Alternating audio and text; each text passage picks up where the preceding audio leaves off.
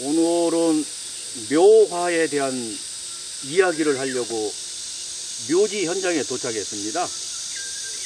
이번 묘지는 저희 사무실과 가까워서 찾아왔고요.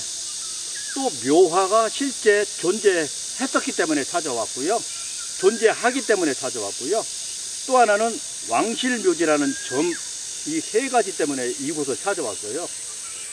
제가 묘지를 만들고 보수하고 사초일 관련해서 하고 있습니다. 저에게도 묘화 부탁을 많이 하십니다. 좋은 꽃이 있는데 남들은 다 꽃을 많이 심었던데 저쪽 묘지는 연산홍이 예쁘던데 라면서 꽃을 심어줄 것을 부탁합니다. 저는 그럼에도 그렇게 하시면 안 됩니다. 꽃을 굳이 심고 싶으면 색깔을 잘 선택해서 묘지의 정확한 위치에 심어야 됩니다. 라고 컨설팅 해왔습니다. 지금까지 그랬습니다. 여기서 오늘 말씀드리고 싶은 묘화는 이곳에 실제 해있던 현장 그 장소에 와서 우리 선배님들은 묘화를 이렇게 적용했으니 우리들도 꼭 묘화를 적용하고 싶으면, 심고 싶으면 이런 마음으로 심어주세요 라고 말하고 싶어서 왔거든요. 그러면 이곳에서는 어느 곳에 어떤 색깔의 묘화가 있었느냐. 우선 숭성군 묘지 현재의 모습은 사초한 모습이라서 묘화가 옮겨졌거든요. 옮겨졌지만 그 묘화 그대로 남아있기 때문에 잠시 후에 보여드리도록 하고요. 이곳에서는 이렇게 구분하자고요. 왕릉묘지는 세 가지로 편의상 세 단계로 분류한답니다.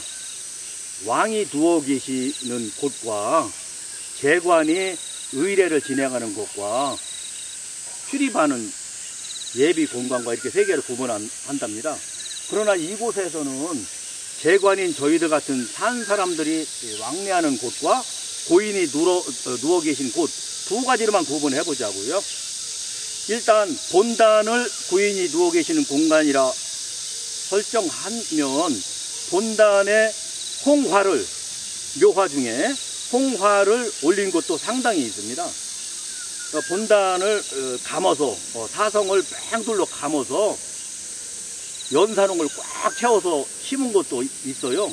한 바퀴 다 감아서 원둘러서 심은 곳도 있고, 이 홍화가 묘역, 본단, 고인 영역까지 뺑 둘러서 원둘러서 포위해서 심은 곳이 생각보다 많습니다. 돌도 그렇게 들어간 곳이 많고요. 그러나 우리들이 왕릉묘지를 가만히 생각해 보면, 연상해 보면 왕릉묘지는 돌 안 들어갔죠. 꽃 안 들어갔죠. 안 들어갔어요. 그런데 왜 우리들은 꽃을 넣고 돌을 넣을까요? 이 부분에서 우리들이 어떻게 하는 것이 우리식이고 존엄한 묘지인가에 대해서 고민해 볼 필요가 있습니다. 왕릉묘지는 돈이나 권력이 없어서 꽃이나 돌을 사용하지 않은 것이 아니고요. 꽃을 설치하는 순간 그곳은 우리 민족이 생각하는 저승 영역이 아니고 그냥 꽃밭이기 때문에, 꽃밭일 뿐이기 때문에 꽃나무를 심지 않았다는 점, 우리가 그 선배들의 마음, 우리 민족이 가지고 있던 마음을 살펴야지 됩니다. 우리 민족이 생각했던 저승 공간이란, 저승 영역이란, 몸체가 돌아갈 그 본향이란, 하현이란 지붕 위에 계시는 거예요. 지붕과 허공과의 경계. 그곳이 하현이고 하늘나라라고 생각했어요. 몸체가 돌아가는 하늘. 그런데 지붕 위에 꽃을 심어서 꽃밭으로 만든다. 이 어딘가 상식적이지 않고 어색한 설정이기 때문에 꽃을 심지 않았는데, 근래 들어 꽃이, 그것도 홍화가, 붉은 꽃이 두서없이 본단, 고인 영역까지 마구잡이로 심어지면서 고인이 고통받고 있다. 고인 혼령이 꼼짝 못하고 갇혀있다. 이런 말씀을 드리면서 숭선군 묘지는 그럼 어떻게 홍화를 심었었냐.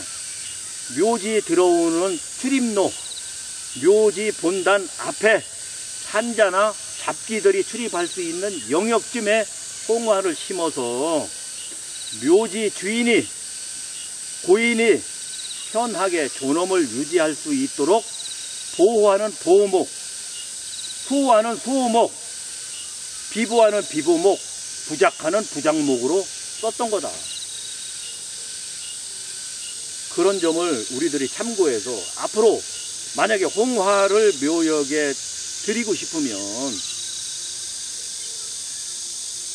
죽은 자의 공간, 조상님의 영역, 저승 영역에는 드리지 않는 것이 좋겠다는 말씀을 드리고 싶어서 이곳에 말씀드렸고요.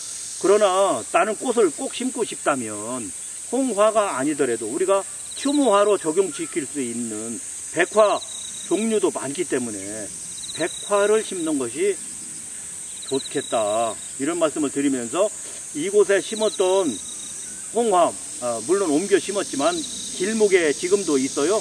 그러나 중부지방이 올 겨울에 감나무, 백일홍이 다 고사를 했거든요. 그 점 참고해서 보시되 싹이 나와서 다행히 홍화가 피어났기 때문에 홍화라는 것은 확인할 수 있겠습니다. 한번 보시겠습니다.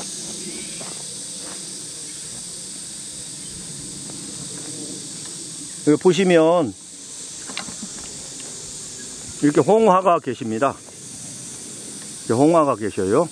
이 백일홍이 나이가 많이 드셨고요. 심은 역사는 잘 언제 심었는지 정확하게는 모르겠는데 이 묘역 앞에 있었다. 그 점을 여러분들께 말씀드리고 싶어요. 홍화라는 것은 본래 묘역 입구에 홍살문처럼, 홍자가 들어가는 건 홍살문, 홍해 뭐 이런 식으로 부작 용도로, 수호 용도로, 비보 용도로 썼던 꽃이기 때문에, 그런 색이기 때문에 만약에 꽃을 심고 싶거든, 홍화를 심고 싶거든, 본래 우리 민족이 가지고 있는 그 뜻, 그 위치에 정확하게 심어야 된다. 이 점을 말씀드리고 싶었기 때문에 오늘 이곳까지 찾아왔고요. 다행히 중부지방에 다 고사를 했음에도 불구하고 이곳은 아랫부분에서 싹이 올라와서 홍화를 피워줬기 때문에 말씀드릴 수 있는 조건은 충족하다고 보고요. 여기 보시면 현판이 있는 위치, 저쯤에 백일홍이 있었어요. 물론 홍화였고요. 저 현판쯤을 통과해야 산수로 올라갈 수 있었던 겁니다. 그렇기 때문에 저곳에서 수호목으로, 비보목으로서의 역할을 충분히 할 수 있었죠. 그러나 홍화가 묘역 본단 고인 공간에 들어갔다면 고인만 괴롭힐 뿐 주변의 잡기들은 다스릴 수 없는 거기 때문에 홍화를 설치할 때는 반드시 그 묘지 법수에 맞게끔 그 위치에 정확하게 식재하는 것이 좋다. 이런 말을 드리고 싶습니다. 묘지는 우리나라에서 묘지를 관찰할 때는 보여지는 이 모습이 우리나라 본래의 모습은, 우리나라 본래 조성 당시의 모습은 단 한 기도 없고요. 여러 시대를 거치면서 사초를 했어요. 특히 조선시대를 거치면서 마구잡이로 사초를 했기 때문에 다 조선시대화 되어 있습니다. 그래서 묘지를 관찰할 때는 잘 관찰해야지 됩니다. 본래 모습을 이곳에서 못 찾는 건 아니지만 이곳에서 본래 모습을 찾기란 쉽지 않기 때문에 관찰할 때 매우 신경 써서 관찰해야지 됩니다.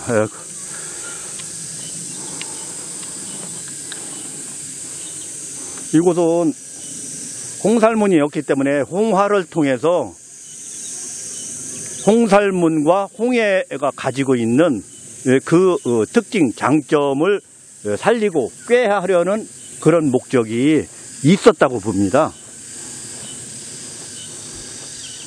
그래서 사초하시는 분들도 이 백일홍을 버리지는 않았고요.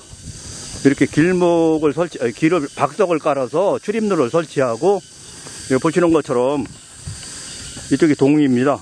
동에 심고요. 이렇게 서에 심고요. 이렇게 옮겨 심었습니다. 다만 입구에 심거나 앞에 심어야지 되는 그 점은 이분들도 앞에 있었기 때문에 그때 그 뜻에 따라서 그렇게 옮겨 심었기 때문에 이 부분에서는 잘 하셨다 이렇게 말씀드릴 수 있겠어요. 그러면 오늘은 묘화에 대해서 말씀드렸습니다. 다시 한번 정리하면 묘화는 제가 정리해 보겠습니다. 묘화는 어떤 색깔이냐에 따라서 적용할 수가 있는데, 사실 존엄한 묘지, 내가 최고 존엄한 묘지를 만들고 싶다, 존엄한 묘지로 유지하고 싶다면 일단 꽃이 들어가면 안 되는 것이고요. 여러 가지 조건 중에 꽃이 들어가면 안 됩니다. 돌이 들어가도 안 되고요. 그러나 요즘 신식 세상에 뭘 그걸 따지느냐 해서 만약에 꽃을 넣고 싶으면 홍화만큼은 정확한 위치에 심어줘야지 된다. 백화는 추모화로서 얼마든지 연출 가능하나 그것도 많이 들어가면 안 되는 거예요. 사실 묘지 관리할 때도 꽃이 들어가면 상당히 어렵습니다. 잔디만, 지금 보여지는 것처럼 잔디만 있는 것이 묘지 관리를 최고 존엄하게 할 수 있고 쉽게 할 수 있어요. 그런 점, 다른 사람들이 볼 때 아름다운 것과 우리 민족이 생각하는 저승세계의 설정과는 조금 다를 수도 있다는 점 말씀드립니다. 이곳이 그런 장소로서 여러 가지로 볼 때 매우 적합해서 이곳에서 그런 소개 말씀을 드렸습니다. 예, 고맙습니다.